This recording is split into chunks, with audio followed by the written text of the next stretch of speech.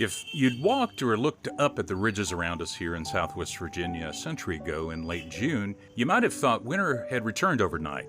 My grandmother, Mama Cardy, if you knew her, used to talk about it. You had Holston Mountain to the south, Clinch Mountain to the north. Those were the two ridges she would have seen most of her life. She said they looked like they'd been blanketed in snow. Not from a late freeze, but from the eruption of chestnut blossoms. Millions of mature trees bursting into flower at the very top of the canopy, nearly all at once. As a child, I could only imagine it. It sounded almost mythical. And today I still try to imagine it. And if you live around here, or if you've ever driven through this part of the world on Interstate 81, you might be imagining it right now, too. At this moment, I'm looking out my window at Holston Mountain, and the forest I see on it looks permanent. It's thick with oak, hickory, and pine. It feels like it's always been there, but the world Mema was describing is gone. The American chestnut was nearly erased by an airborne blight that arrived on an imported ornamental tree in the early 1900s, and within a few decades, 4 billion trees had died.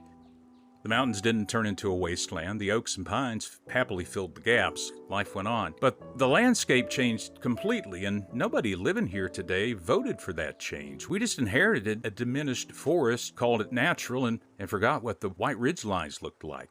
We're very good at adapting to whatever environments we happen to find ourselves in. We grow used to a loss if it slips in slowly enough. You and I accept the world that we're born into, or the world that gets handed to us, as the default baseline of reality.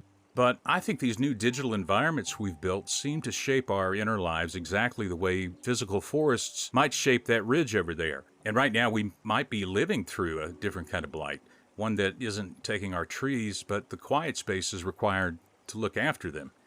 Maybe I'm wrong, but isn't it at least worth discussing? Yesterday I was driving through a town about 20 minutes from where I live now, close to where I grew up, a place I've been through millions of times over the years. And I had never really taken the time to look around and pay attention over the last few years, but when I did, it struck me how much it changed, almost imperceptibly, as the seasons and decades had rolled on over the past 40 or so years, where there used to be a restaurant, a hardware store, and I'm pretty sure even a cobbler at one point in time. And if you don't know what a cobbler is, go Google it and learn something new today. I remember seeing people gathered outside those places at all hours of the day and night, trading news or swapping gossip or who knows what. Now, there are a few empty storefronts, vape shops, and a certain military-sounding chain store that could belong in any town in America.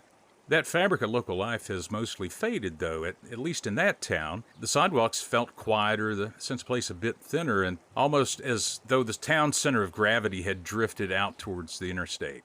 What's odd to me is that no one ever decided to erase that town's fabric. The changes came gradually through small, reasonable choices, preference for convenience that made sense in that moment, but taken together, those choices rewrote the character of that place. And it's only now, driving through years later, when I chose to look, that I realized how quietly the character of that town disappeared, and how easy it was for all of us to accept the new normal without ever meaning to let go of the old one. Nobody set out to kill the town. There was no grand malicious plan to strip the character out of Southwest Virginia. It happened one reasonable, convenient choice at a time. Every single choice made perfect sense in isolation. I've made those choices, and I suspect you have too. But taken together, our choices slowly dismantled the spaces where we used to practice being neighbors.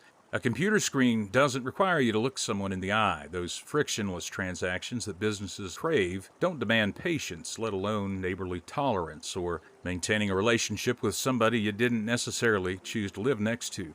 We think we're just taking the path of least resistance, of convenience, and if you build a world around speed, interruptions, and constant reaction, people eventually begin to adapt to that rhythm. I think children especially. It feels like we're raising people to react continuously rather than to think patiently, deliberately. And I don't think you can surround human beings with that kind of environment for years and still expect deep attention or long-term thinking and civic stewardship to emerge naturally from it. I spent nearly 30 years working inside the digital infrastructure you're using right now. I watched the wiring go in. I know the intentions behind these systems are often decent. I think one of the defining traits of our society is that we're extraordinarily gifted at growing our technical capabilities, but horrible at predicting the consequences. And I don't say that because people are malicious or because progress itself is inherently bad. Most of the major transformations in our world started with genuinely good intentions. Convenience, efficiency, safety, economic growth, working smarter, not harder. But these large, complicated systems always create second and third order effects that nobody fully understands while they're being set in motion. Once those systems become profitable, normalized, and deeply tied to our daily routines, their momentum is almost impossible to slow down.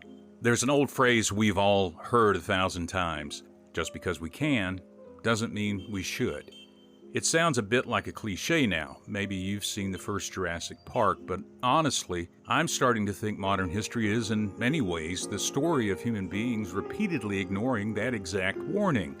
And I wonder what parts of our inner lives are slipping away right now without us even really having the vocabulary to name the loss. Is it privacy, the freedom of a childhood lived entirely offline, the simple luxury of being completely unreachable for an afternoon just because you want to be?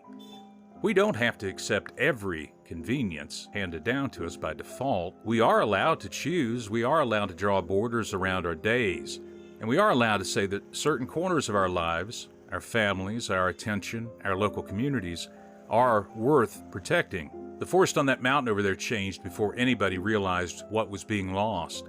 By the time we looked up, the canopy had already changed. But our attention is still ours to place, at least for now. I hope this episode helped you slow down long enough to notice your own life. And if you think someone else might appreciate this kind of conversation, I hope you'll pass it on to them. We need to start having it. We need to start talking about it. I'm William Carty. Thank you for being here. I'll see you next time.